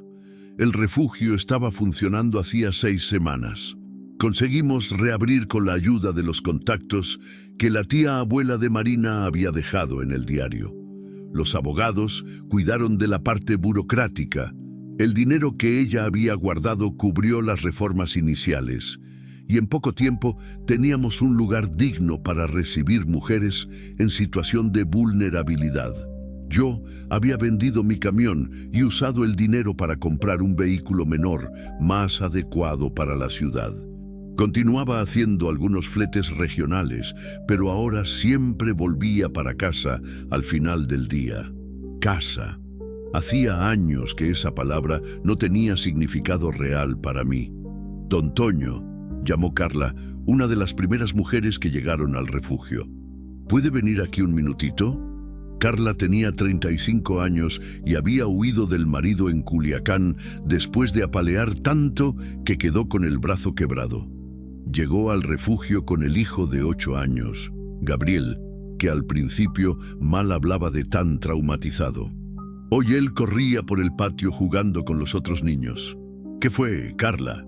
«Es sobre Julia», ella dijo, apuntando para la mujer que había acabado de llegar. «Los hijos de ella están con mucho miedo. No quieren ni salir de cerca de la madre». Miré para los niños. Un niño de unos 6 años y una niña de 4. Estaban agarrados en las piernas de la madre, mirando alrededor con desconfianza. Ya había visto esa escena varias veces en los últimos meses. «Déjame a mí», hablé. Me aproximé despacio de la familia. La mujer, Julia, me miró con recelo. No la culpaba. Después de lo que ella había pasado, cualquier hombre representaba una amenaza en potencial. «Hola, Julia. Mi nombre es Antonio, pero todo el mundo aquí me llama de Don Toño. Bienvenida a nuestro refugio». Ella asintió con la cabeza, pero no habló nada. «¿Y ustedes dos?» Hablé, agachándome para quedar a la altura de los niños. «¿Cómo se llaman?» El niño me encaró por algunos segundos antes de responder. «Yo soy Mateo, y esta es mi hermana, Lara. Placer en conocerlos». «Mateo, Lara, ¿ustedes están con hambre?» La niña asintió tímidamente. «Qué bueno, porque la tía Concepción hizo un pastel de chocolate hoy que está una delicia. ¿Ustedes quieren probar?» Concepción era nuestra cocinera, una señora de 60 años que tenía un aire maternal con todos los niños. Ella también tenía su historia de violencia doméstica, pero había superado y ahora usaba su experiencia para ayudar a otras mujeres. «Pueden ir, hijos», Julia dijo bajito. «El señor parece ser gente buena». Llevé a los niños para la cocina, donde Concepción ya estaba preparando meriendas para ellos. Era impresionante cómo ella conseguía calmar a los niños más traumatizados en cuestión de minutos. Tenía un don natural para eso. Volví para el balcón, donde Marina estaba conversando con Julia. Ellas estaban sentadas en un banco que yo mismo había hecho, a la sombra de un mango que quedaba en el centro del patio. Siempre que veía a Marina en aquel ambiente, sentía una emoción extraña. Era orgullo, gratitud y algo más que yo aún no sabía definir. «¿Cómo está ella?», pregunté bajito para Marina. «Afectada, pero fuerte. El marido quebró 3 costillas de ella en la última agresión. Ella consiguió huir con los hijos mientras él dormía. Y la familia.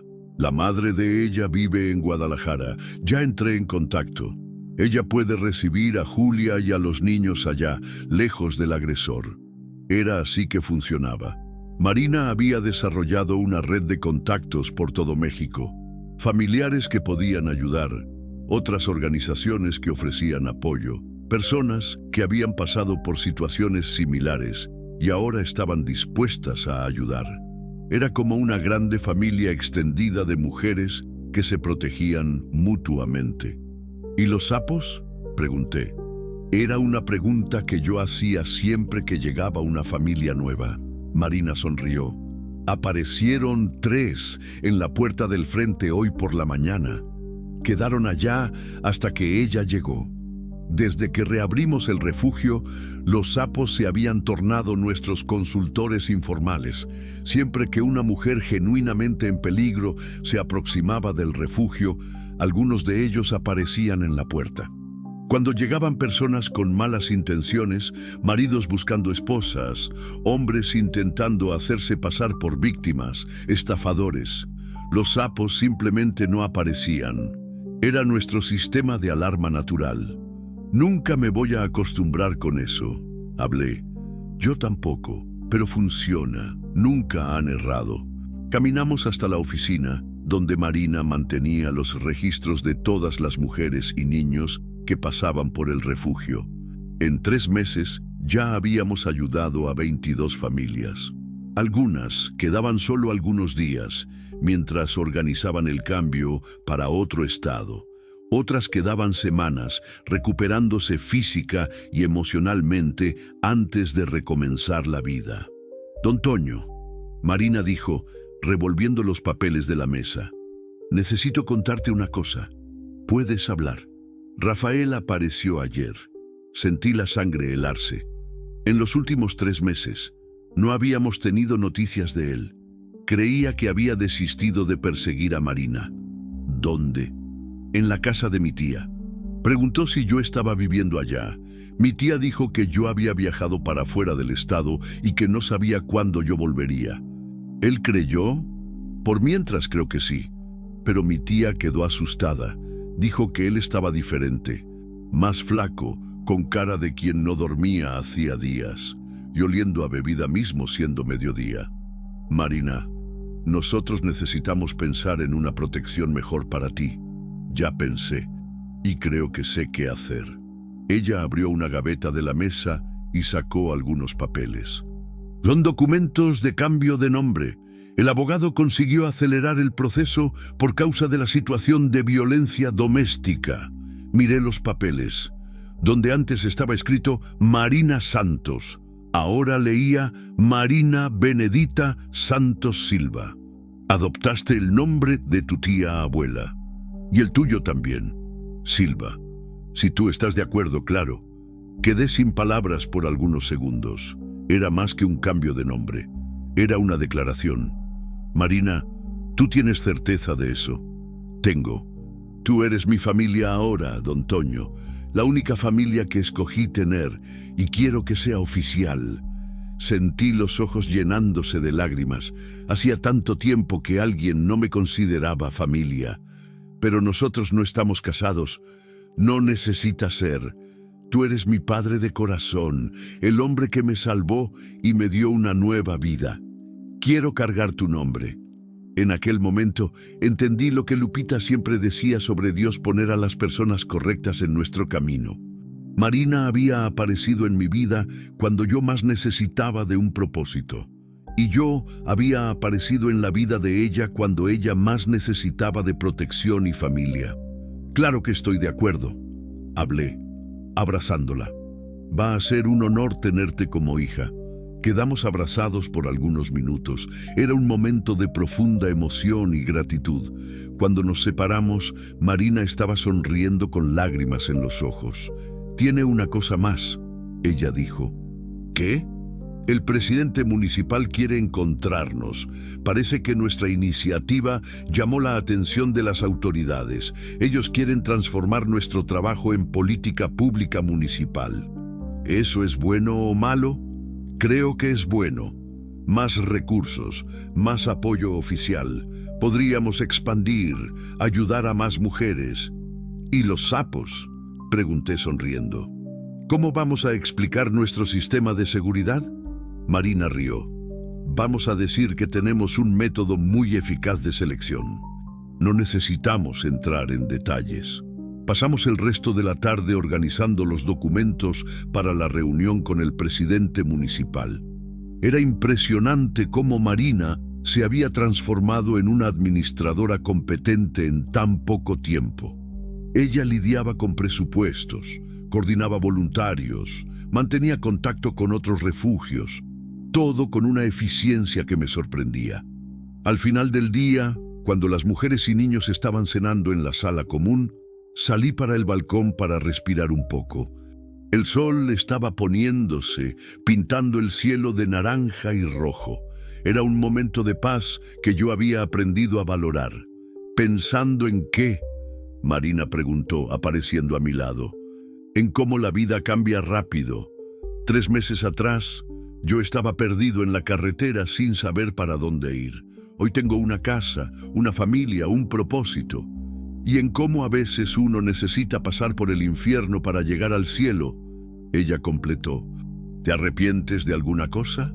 ¿De Rafael, del sufrimiento que pasaste? Marina quedó pensativa por un momento.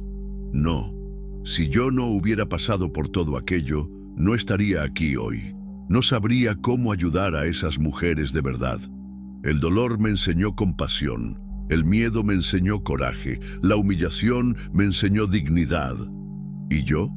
¿Crees que yo aprendí alguna cosa? Tú aprendiste a amar de nuevo, de una forma diferente, más amplia.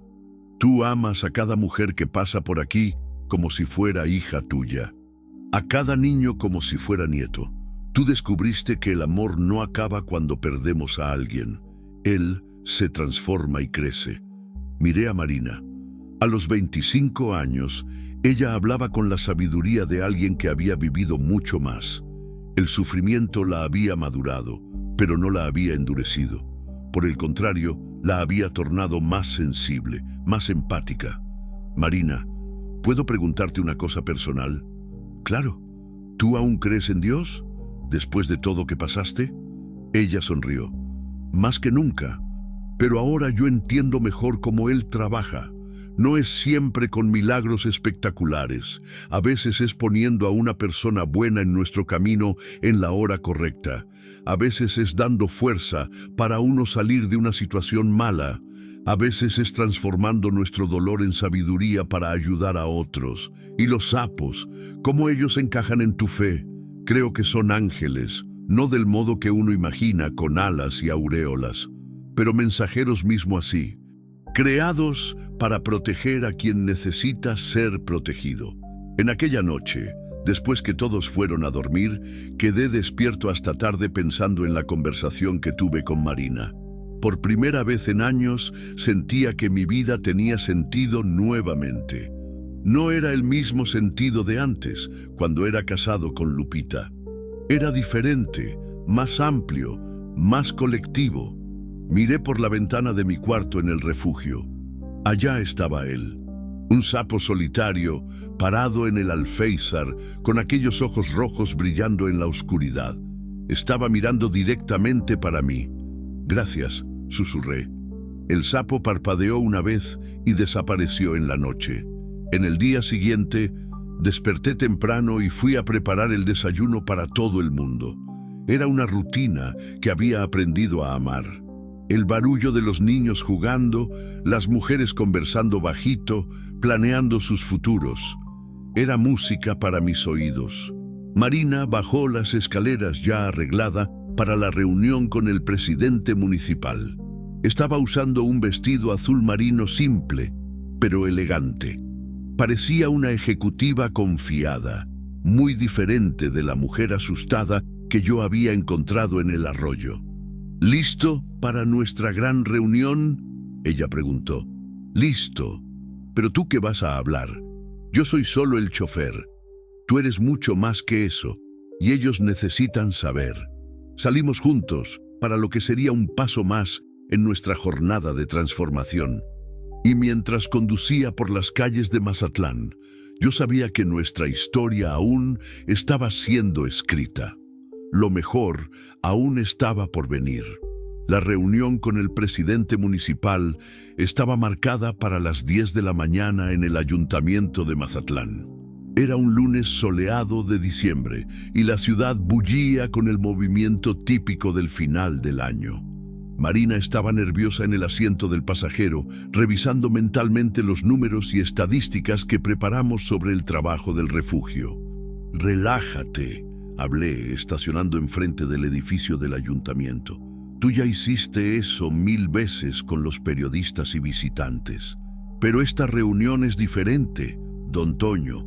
Si conseguimos el apoyo oficial, podemos expandir el trabajo para toda la región. ¿Cuántas mujeres más podremos ayudar?». Había una emoción genuina en su voz.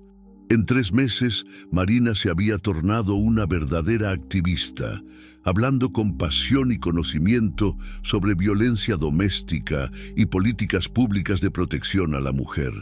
Bajamos del coche y caminamos en dirección a la entrada del edificio. Fue cuando vi un movimiento extraño del otro lado de la calle. Un hombre estaba apoyado en un poste, medio escondido atrás de un árbol, observándonos. Mismo a la distancia, reconocí inmediatamente el perfil. Rafael. «Marina», llamé bajito. «No mires para atrás ahora, pero él está aquí». Sentí ella enrijecer a mi lado, pero ella mantuvo la compostura. «¿Dónde?». «Del otro lado de la calle, atrás del árbol. Él debe haber seguido a nosotros desde el refugio. Vamos a entrar. Allá dentro estaremos seguros». Pero cuando llegamos en la puerta del ayuntamiento, un guardia nos barrió. «Disculpen, el edificio está cerrado para mantenimiento emergencial en el sistema eléctrico. Todas las reuniones fueron canceladas para hoy». Mi corazón se disparó. Rafael había planeado eso. De alguna forma, él sabía de nuestra reunión y había creado una situación para aislarnos. «Don Toño», Marina susurró, «nosotros necesitamos salir de aquí». Miré alrededor. Rafael había salido de atrás del árbol y estaba atravesando la calle en nuestra dirección. No estaba solo. Había otro hombre con él, más alto, más fuerte, probablemente su hermano Valmir. «Para el coche», hablé. «Rápido». Pero cuando llegamos en el coche, vi que los neumáticos traseros estaban pinchados. Ellos se habían preparado para esta emboscada. «¡Marina!», Rafael gritó, aún a unos 50 metros de distancia. «¡Para de huir de mí! Nosotros necesitamos conversar». «No tenemos elección», hablé. «Vamos a tener que enfrentar esto aquí mismo». Marina respiró hondo y se viró para encarar al exnovio. Cuando él llegó cerca, pude ver que estaba mucho peor de lo que la última vez. Flaco de más, ojos hundidos, barba por hacer. Olía a alcohol mismo siendo mañana. «Hola, Rafael», Marina dijo, con una calma que me impresionó. «¿Qué quieres?» «¿Qué quiero?» Él rió, una risa amarga. «Quiero a mi novia de vuelta. Quiero nuestra vida de vuelta. Nosotros no tenemos más nada, Rafael. Acabó hace 3 meses». «No acabó mierda ninguna», él explotó. «Tú huiste como una cobarde. Ni me diste chance de explicarme, de pedir perdón. Yo te di varias chances. Tú escogiste la bebida. Yo puedo cambiar, estoy haciendo tratamiento, paré de beber». Mismo a la distancia, el olor a tequila era inconfundible. Marina balanceó la cabeza. «Rafael, tú estás borracho ahora, a las 10 de la mañana». «No estoy, no», él gritó dando un paso amenazador en la dirección de ella. Fue cuando me coloqué entre ellos. «Basta», hablé, con toda la autoridad que conseguí reunir. «Ella no quiere más nada contigo. Respeta eso. ¿Y quién eres tú para meterte, viejo?». Valmir dijo, aproximándose también. «Eso es asunto de pareja». «No es asunto de pareja cuando el hombre persigue y amenaza a la mujer», respondí. «Eso es crimen. Crimen es tú llenar la cabeza de ella de tontería». Rafael vociferó. «Marina siempre fue una niña buena, obediente. Tú que estás corrompiéndola». «Yo no soy más aquella niña, Rafael», Marina dijo, dando un paso al frente. «Crecí. Aprendí que merezco ser tratada con respeto». «¿No respeto?», él rió de nuevo. «Tú estás viviendo con este viejo, haciendo Dios sabe qué, y quieres hablar de respeto. Cuida tu boca». Hablé, sintiendo la rabia subir. «¿O qué? ¿Tú vas a hacer qué, viejo?».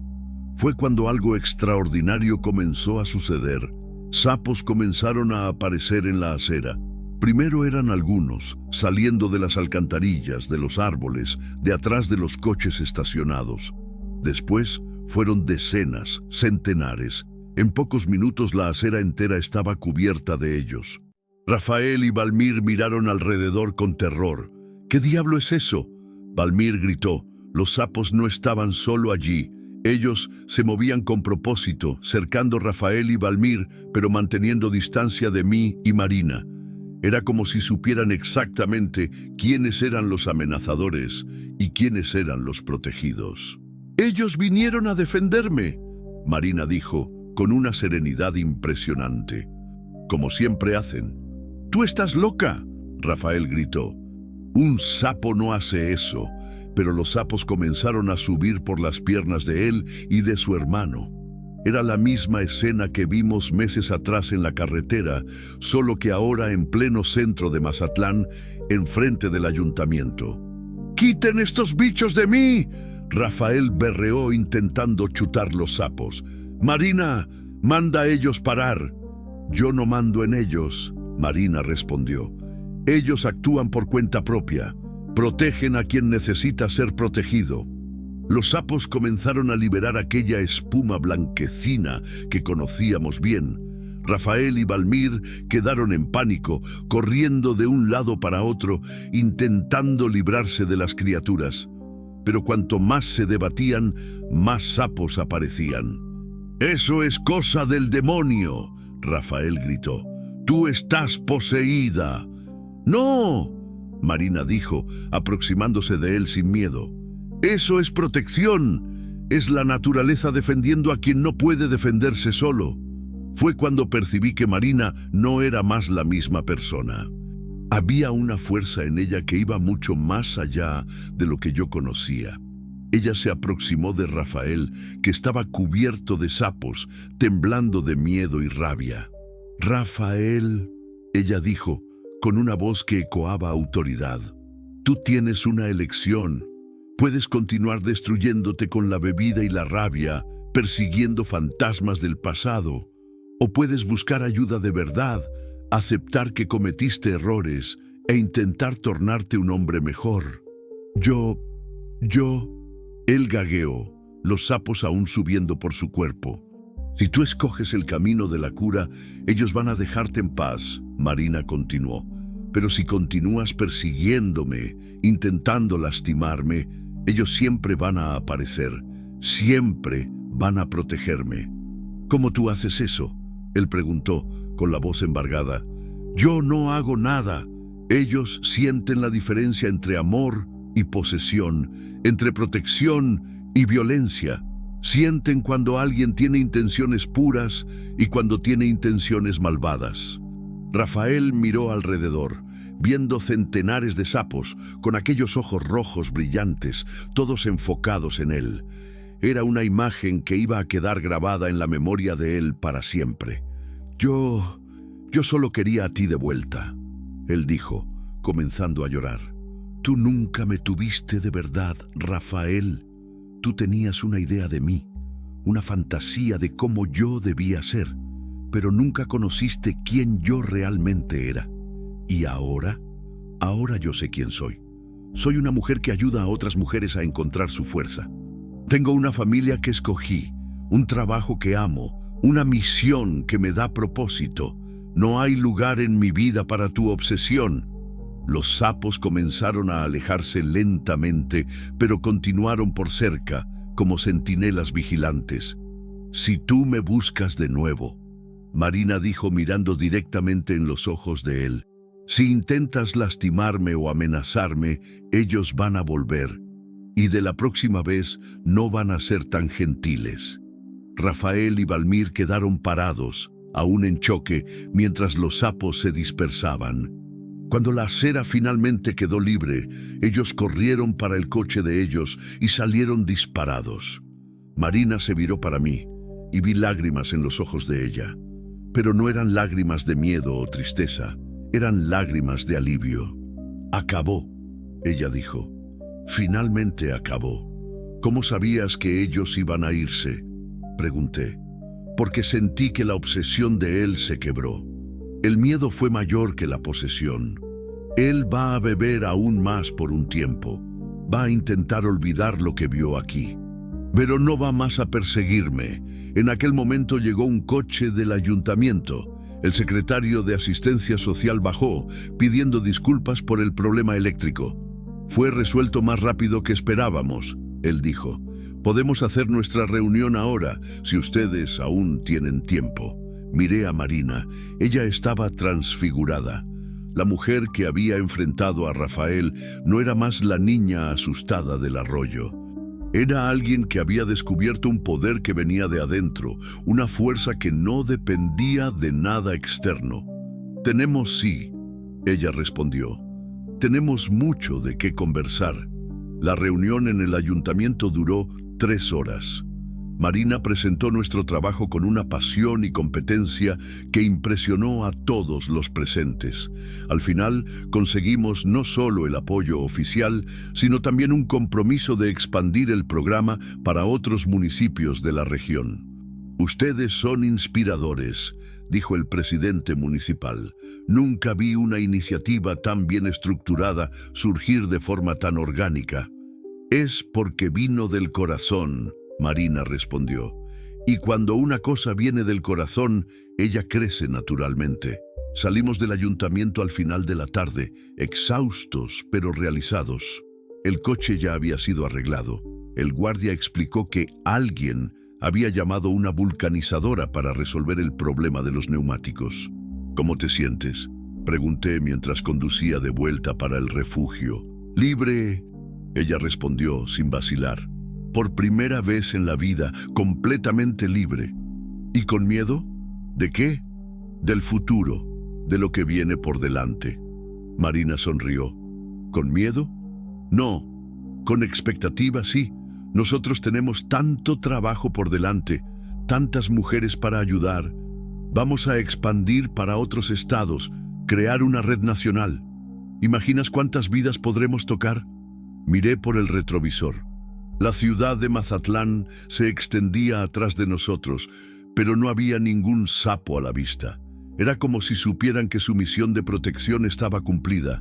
Don Toño, Marina dijo, gracias. ¿Por qué? Por haberme enseñado que familia no es solo sangre, es elección, es cuidado, es estar presente cuando la persona necesita. Gracias a ti, respondí, por haberme enseñado que la vida puede recomenzar cuantas veces sea necesario.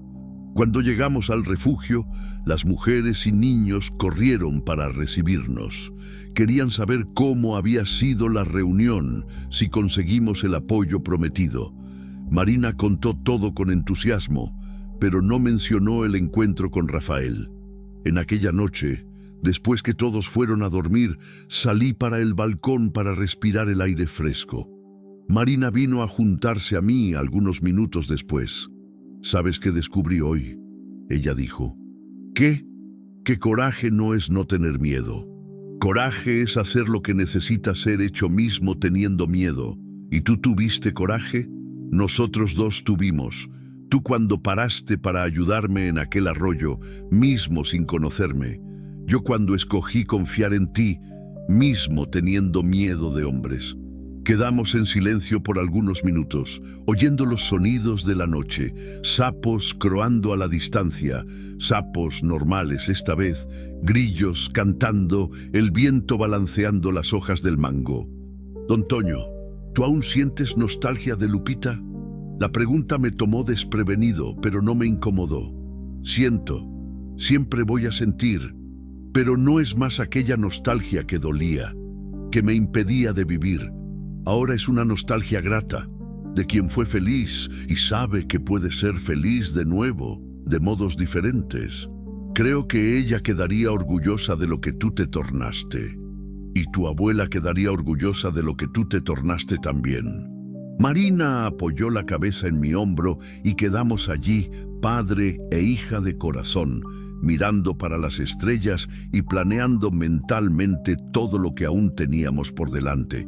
No sabíamos que en el día siguiente recibiríamos la llamada que cambiaría todo de nuevo. Una llamada que nos llevaría a una jornada aún mayor, una misión que involucraría no solo a Sinaloa, sino a todo México. Pero esa es una historia para otro día. Por mientras, bastaba saber que habíamos encontrado nuestro lugar en el mundo. Y que a veces los ángeles vienen disfrazados de sapos con ojos rojos. Hoy, 5 años después de aquel día que cambió todo, estoy sentado en el mismo balcón donde Marina y yo planeamos nuestra primera expansión. El Centro de Protección a la Mujer Santa Mónica ahora es una red nacional con 43 unidades esparcidas por México. Ayudamos a más de 3,000 mujeres a reconstruir sus vidas y cada historia es un milagro de coraje y renacimiento. Marina, que ahora tiene 30 años, se tornó una de las principales activistas del país en la lucha contra la violencia doméstica. Habla en congresos, orienta políticas públicas, inspira mujeres de norte a sur, pero continúa siendo mi hija de corazón, la niña que encontré perdida en un arroyo y que me enseñó que familia es mucho más que lazos de sangre. A veces me pregunto cómo sería mi vida si en aquel día yo hubiera pasado directo por aquel Tsuru rojo abandonado al lado de la carretera. Probablemente continuaría rodando México solo, cargando cargas y cargando también el peso de la soledad. Tal vez hubiera envejecido amargado, sin propósito, contando los días hasta jubilarme en una casa vacía. Pero el destino, o Dios, o los misteriosos sapos guardianes tenían otros planes. A veces la vida nos coloca en situaciones que parecen casualidades, pero que en verdad son encuentros marcados. Personas que necesitan encontrarse para salvar una a otra. Aprendí que no existe dolor inútil. Cada sufrimiento que pasé después que Lupita murió me preparó para entender el dolor de Marina. Y el dolor de Marina la preparó para entender el dolor de millares de otras mujeres. Lo que parecía ser destrucción era en verdad construcción. Lo que parecía ser fin era en verdad comienzo. Aprendí que coraje no es no tener miedo. Coraje es tener miedo y hacer lo que necesita ser hecho mismo así. Marina tuvo coraje de huir de una relación que estaba matando su alma. Yo tuve coraje de parar para ayudar a una desconocida, mismo cuando mi propia vida parecía sin sentido. Aprendí que familia no es solo quien divide nuestra sangre, pero quien divide nuestros sueños, nuestras luchas, nuestro compromiso de cuidar unos de los otros. Las mujeres que pasan por nuestro refugio no son casos sociales, son hijas, hermanas, madres que escogemos amar y proteger. Los hijos de ellas se tornaron nuestros nietos de corazón. Construimos una familia extendida basada en la elección de cuidar, no en la obligación de pertenecer. Aprendí que milagros existen, pero no siempre vienen de la forma que esperamos. No son siempre luces en el cielo o curas instantáneas. A veces son personas ciertas apareciendo en la hora correcta. A veces son fuerzas de la naturaleza que actúan cuando la justicia humana falla. A veces son sapos misteriosos con ojos rojos que saben distinguir entre amor y obsesión, entre protección y violencia. Aprendí que Dios trabaja a través de personas comunes dispuestas a hacer cosas extraordinarias. No necesita ser pastor, padre o santo para ser instrumento de transformación. Basta estar dispuesto a parar cuando alguien necesita de ayuda. Basta tener coraje de extender la mano cuando ve a alguien cayendo. Basta creer que pequeños gestos pueden cambiar el mundo. Marina me enseñó que la fe verdadera no es aquella que acepta todo pasivamente, sino aquella que tiene coraje de decir no a lo que está errado. Fe verdadera es saber que merecemos ser tratados con dignidad. Es tener coraje de salir de situaciones que nos destruyen, mismo cuando amamos a la persona que nos lastima. Es entender que amar a sí mismo no es egoísmo, es responsabilidad. Aprendí que el amor no disminuye cuando es dividido, pero se multiplica. Cuando abrí mi corazón para Marina, no traicioné la memoria de Lupita. Por el contrario, honré lo que ella me enseñó sobre amar sin reservas. Y cuando Marina abrió su corazón para las mujeres del refugio, ella no se dividió en pedazos, sino que se multiplicó en fuerza, en sabiduría, en capacidad de transformar vidas. Hoy, cuando miro para atrás, veo que aquel día en el arroyo no fue el día en que salvé a Marina. Fue el día en que nosotros salvamos uno al otro. Ella me dio propósito, familia, razón para despertar por la mañana.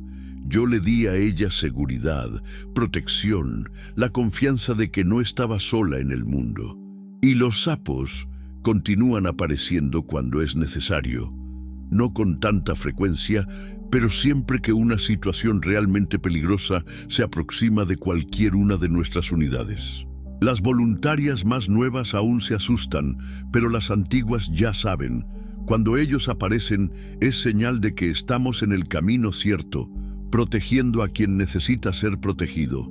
Si tú estás leyendo esta historia y reconoces en Marina la mujer que tú fuiste o que tú conoces, sabe que nunca es tarde para recomenzar.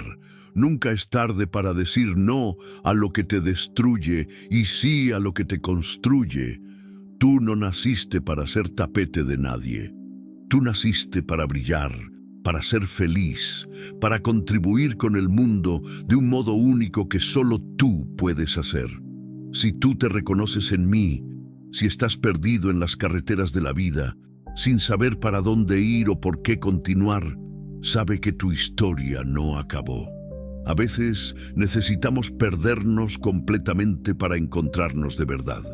A veces necesitamos sentir que no servimos para nada para descubrir para todo lo que servimos. Tu dolor no es inútil. Tu experiencia no es desperdicio. Todo lo que tú viviste puede ser transformado en sabiduría para ayudar a otros. Y si tú eres alguien que lastimó a quien decía amar, que usó el nombre de Dios para controlar y manipular, que confundió amor con posesión, sabe que aún hay tiempo para un cambio verdadero. Pero un cambio real exige reconocer los errores, buscar ayuda profesional y aceptar que la persona que tú lastimaste tiene el derecho de seguir adelante sin ti. Amor verdadero no prende, libera. Amor verdadero no exige, ofrece. Amor verdadero no destruye, construye. La vida es hecha de encuentros, personas que se cruzan por segundos y cambian todo, miradas que se encuentran en el momento cierto, palabras que llegan cuando más precisamos oír, manos que se extienden cuando estamos cayendo, corazones que se abren cuando creemos que no hay más lugar para amor en el mundo. No pases directo por las oportunidades de ayudar. No ignores las señales de que alguien necesita de ti. Tú puedes ser el ángel que alguien está esperando. Tú puedes ser la respuesta de la oración de una persona desesperada. Tú puedes ser la diferencia entre alguien desistir o continuar luchando. Y cuando tú menos esperes, cuando estés ayudando a alguien a encontrar su propio camino, vas a descubrir que encontraste el tuyo también. Porque es así que funciona. Dando es que se recibe, perdonando es que se es perdonado, ayudando es que se es ayudado. Las carreteras de México continúan llenas de personas perdidas, lastimadas, necesitando de una segunda chance. Continúan llenas de tráileros solitarios buscando sentido. Continúan llenas de marinas esperando por sus toños y de toños esperando por sus marinas. Si un día tú vieres sapos con ojos rojos en tu camino, no te asustes. Puede ser señal de que tú estás siendo llamado para una misión mayor. Puede ser señal de que tu historia de sufrimiento está a punto de transformarse en historia de victoria. Y recuerda siempre, no importa cuán oscura esté la carretera, no importa cuán perdido tú te sientas, no importa cuántas veces tú caíste, siempre hay una nueva chance esperando en la próxima curva. Siempre hay un nuevo amanecer después de la noche más larga. Porque al final no somos definidos por las tempestades que enfrentamos, sino por la forma como aprendemos a bailar en la lluvia. No somos medidos por las veces que caímos, sino por las veces que nos levantamos.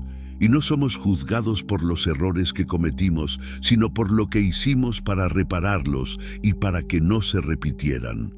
La carretera continúa, y en algún lugar de ella hay alguien esperando ser salvado por ti, y alguien esperando para salvarte también. Esa es la belleza de los encuentros que cambian vidas. Nunca sabemos si estamos siendo el ángel de alguien o si alguien está siendo nuestro ángel.